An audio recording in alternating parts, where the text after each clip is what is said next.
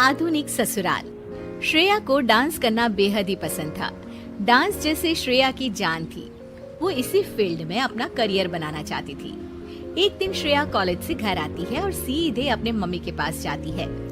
Mummy, आज हमारी college में शहर के सबसे अच्छे डांस एकेडमी वाले आए थे। उन्होंने एक डांस कंपटीशन रखा है। जो इस कंपटीशन में फर्स्ट आएगा उसे वो एकेडमी फ्री में डांस ट्रेनिंग देंगे। अगर उस डांस कंपटीशन में मैं जीत गई तो मेरा डांस कोरियोग्राफर बनने का सपना पूरा हो जाएगा। श्रेया, तुम पागल हो गई हो क्या?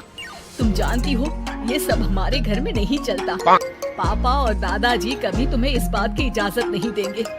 मम्मी प्लीज मुझे एक मौका तो देकर देखिए। अगर मैं सिलेक्ट नहीं हुई तो मैं आगे से इस बारे में कभी कोई बात नहीं करूंगी। Please mummy please. श्रेया, तुम एक अच्छे घर की लड़की हो, तुम्हें ये सब शोभा नहीं देता। अगर फिर भी तुम्हारी जिद है तो जाओ अपने दादाजी से बात कर लो। वैसे तो श्रेया अपने दादाजी से बहुत डरती थी, लेकिन वो ये मौका नहीं खोना चाहती थी, इसलिए हिम्मत करके अपने दादाजी से पूछ ही लेती है। दादाजी, मैं एक डांस कंपटीशन में पार्टिसिपेट करना चाहती हूँ। श्रेया, ये तुम क्या बोल रही हो?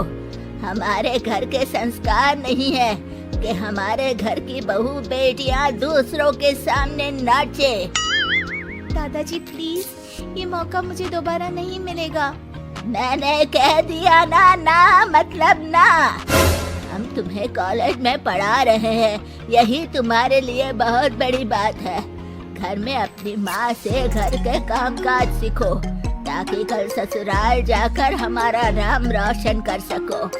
और आज के बाद अपनी जिंदगी में दोबारा डांस का नाम मत लेना। श्रेया बेहद दुखी हो जाती है और अपने कमरे में जाकर बहुत रोने लगती है। उस दिन के बाद से श्रेया को कभी डांस करने का मौका नहीं मिला। श्रेया की डांस करने की इच्छा दिल के कोने में कहीं दबकर ही रह जाती है। श्रेया के परिवार वाले बेहद ही पुराने ख्यालात के थे, इसलिए उन्होंने ग्रेजुएशन के बाद श्रेया की शादी कर दी। वो अपने ससुराल आ गई और बखूबी अपने ससुराल का काम संभालने लगी, क्योंकि श्रेया को तो यही सिखाया गया था कि तुम एक लड़की हो, तुम्हारा काम सिर्फ घर संभालना है, अपने सपने पूरे करना नहीं। ऐसे ही श्रेया की जिंदगी बीत रही थी। एक दिन श्रेया के ससुराल में कोई नहीं था। घर का हर सदस्य किसी न किसी काम से बाहर गया हुआ था। श्रेया म्यूजिक लगाकर डांस करने लगती है। वो डांस में इतनी खो जाती है कि उसे पता ही नहीं चलता कि कब उसकी सास वहाँ आ जाती है।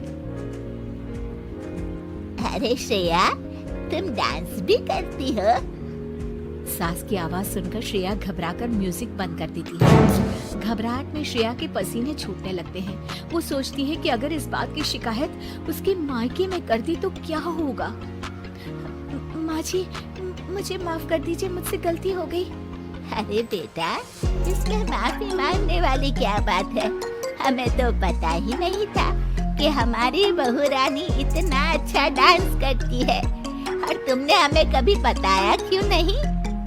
श्रेया अपनी सास के मुंह से ऐसी बातें सुनकर आश्चर्य में रह जाती है। अरे बेटा, घबरा क्यों रही हो? बात करो मुझसे। जी, मुझे घर में मना किया गया था कि ससुराल जाकर मुझे इस बारे में कोई बात नहीं करनी है।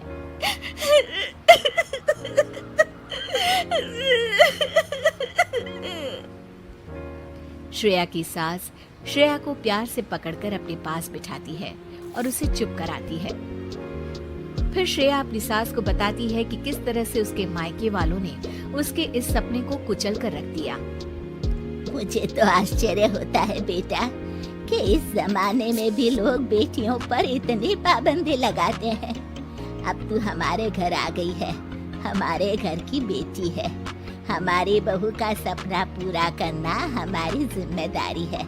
मैं आज ही सुनील से बात करती हूँ कि वो तेरे लिए एक डांस क्लास खोल दे, ताकि तू अपना सपना भी पूरा कर पाए और तेरे ही जैसी और बहुत सी लड़कियों का भी। अपनी सास के मुंह से ये बात सुनकर श्रेया की खुशी का ठिकाना नहीं रहता। माँ जी, मैं आपका किस तरह से धन्यवाद करूं? मैं हमेशा आपकी आभारी रहूंगी कि आपने मेरे उस सपने को पूरा किया है, जिस सपने के पूरा होने की मैंने तो उम्मीद ही छोड़ दी थी। श्रेया के ससुराल वाले आधुनिक विचार वाले थे, इसलिए वो उसके लिए डांस क्लास खोलते हैं। धीरे धीरे श्रेया का डांस क्लास एक बड़े एकेडमी में तब्दील हो जाता है। इस तरह डांस क्लास के जरिए श्रेया की जिंदगी का सबसे बड़ा सपना पूरा हो जाता है।